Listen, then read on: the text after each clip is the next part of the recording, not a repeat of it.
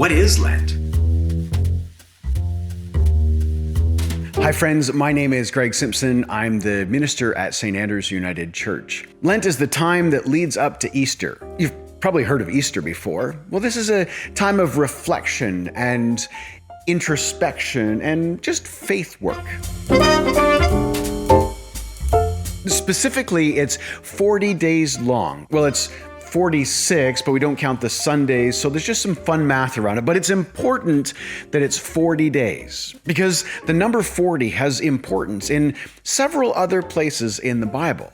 And if we look at those places, it helps us recognize why Lent might be important to some religious people. We see in the Gospels that Jesus spent 40 days in the wilderness being tempted.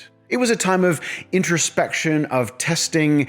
It was a time where he was also working on his own identity. We look at the three different tests that he faced, and they are all in their own ways questioning his identity and inviting him to dig deeper into who he was. And that's something that we do in Lent too. There are other times in the Bible that 40 days or 40 years becomes important. And as soon as I said 40 years, a few of you were thinking of the time in the desert after the Exodus. And this is 40 years of the Israelites traveling. They were kind of figuring out who they were. They had just left a culture where they were oppressed. They were the slaves. They were moving on from something that was very difficult, but they hadn't become who they were yet. And so for 40 years, they were exploring who they were. I mean, that's a gross oversimplification, but that's one of the ways that we look at the number 40, in this case, 40 years. And do you remember a story about a boat and a flood? 40 days was an important part of the Noah's Ark story as well. Each of these times that we encounter the number 40, whether it be in the Hebrew Testaments or in the New Testament, it has this feeling of testing or waiting or trial or temptation. You can see how those are all kind of related. And that's what we do during Lent as well, is we're trying ourselves, we're testing ourselves. And in some cases, we're purposely giving up temptations. You might have heard people talking about giving up something for Lent. And that comes from the 6th century AD. So it's an old idea that we give up something. And that's a weird thing to think about. I mean, in today's modern society, often people will say, oh, that's cool. I'll give up desserts and 40 days later, I'll be skinnier. And you know what? Maybe that's how it works for you. But within the faith tradition, part of the reason of giving up a luxury or something we're used to experiencing is so that when we crave that thing or when we're thinking about that thing, it's a reminder of all the luxuries that we have. Or maybe it could even be a reminder of bringing ourselves closer to God. So let's say, for example, I gave up chocolate. That would be a pretty hard thing for me. I really enjoy chocolate. But maybe each time I look to the chocolate chip cookie jar and think, nope, can't have a cookie, then I might take a moment and say a little prayer. Or I might take a moment and get closer to God in some way or another. I might take a moment and explore my own faith.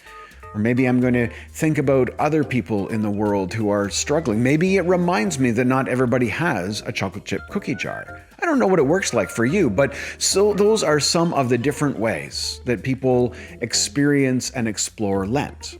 That's the idea of giving up something for Lent. And then there are people who take something on for Lent.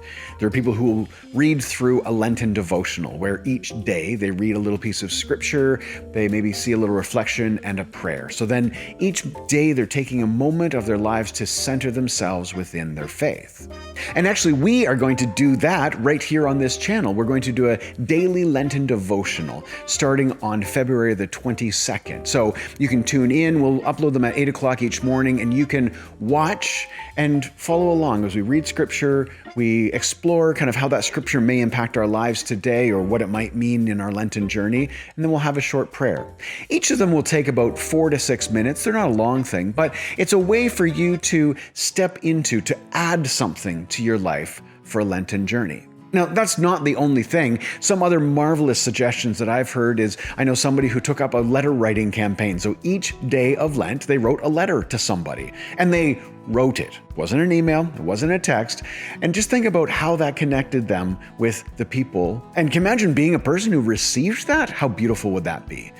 Or there are other people who do some journaling, or I know a person who took up artwork. I mean, it was a person who was already very artistic, but she said, each day I'm going to force myself to do one piece of art. And that was really transformational. So there are a lot of different ways that people lean into Lent. And it doesn't have to just be about gospel. It doesn't have to just be about the Bible. If your faith story is played out through letter writing or through artwork or watching a YouTube video, that is absolutely wonderful. There's pretty much no wrong way to do Lent. And so I invite you to share in the comments below how you might consider being involved in Lent this year, in the time of preparation, the time of testing and trial, and these things that lead up to Easter, the celebration of Jesus' resurrection. What might you do? And if you want to follow along with us, I'll put a link up here so that you can click that and see the playlist that will start on February the 22nd. I love you all. We'll see you soon. Bye for now.